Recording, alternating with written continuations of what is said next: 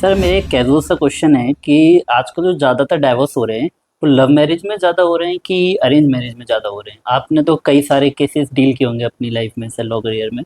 तो कुछ बताएंगे सर इसके बारे में हमें। देखिए, ये तो कहना बिल्कुल ठीक ठीक बड़ा प्री मेच्योर है कि लव मैरिजेस में ज़्यादा डाइवोर्स होते हैं अरेंज मैरिजेस में। पर हाँ, ये मैंने देखा है अपने पूरे करियर में कि दो फैक्टर ज़्यादा ड्राइव करते हैं जो है डाइवोर्स के। पहला, लव अरेंज मैरिजेस में सोशल स्टिग्मा और फैमिली का प्रेशर बहुत ज़्यादा होता है। तो कोशिश करते हैं, फैमिली प्रेशर कह लो, सोशल स्टिग्मा कह लो, या सोसाइटल जो है वो कर प्रेशर समझ लो, कि उसमें जो अरेंज मैरिजेस में खास करके जो डाइवोर्स अगर पार्टी, देखिए डिसएग्रीमेंट किसी के बीच में भी हो सकता है, वो लव मैरिजेस में हो सकता है, अरेंज मैरिजेस में भी हो सकता है।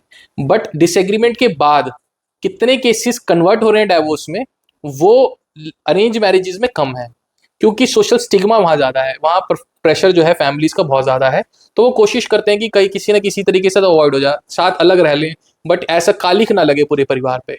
जहाँ तक कि लव मैरिजेस का सवाल है, लव मैरिजेस में ऐसा नहीं कहा जा सकता कि बहुत डाइवोर्स ज़्यादा हो रहे हैं, पर ये सोशल स्टिग्मा और फैमिली प्रेशर का जो रोल है वो कम है as compared to arrange marriage.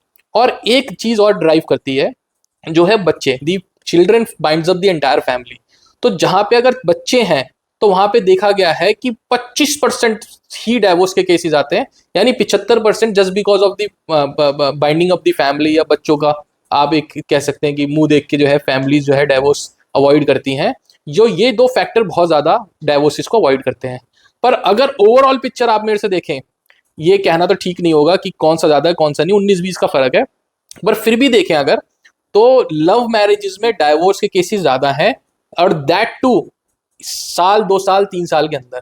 जबकि ऐसा होना नहीं चाहिए। भाई, आपने अपनी मनपसंद से शादी करी है, एक दूसरे को बहुत अच्छे समझा है, quite good amount of relationship में रहे हैं, पसंद नापसंद दोनों की आपने समझी है, और फिर भी आप अपने डिसीजन पे फर्म नहीं है, ये गलत बात है, ऐसा होना नहीं चाहिए।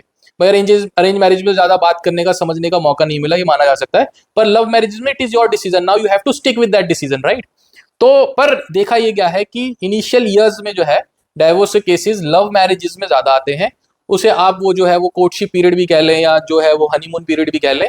उसमें क्या होता है, हमने देखा है फैमिलीज जो है आपस में एडजस्ट नहीं कर पाती हैं, पार्टीज जो है जो जो वादे करे थे या ऐसे कर लो वादे पूरे नहीं होते हैं, जो भी XYZ रीजन है।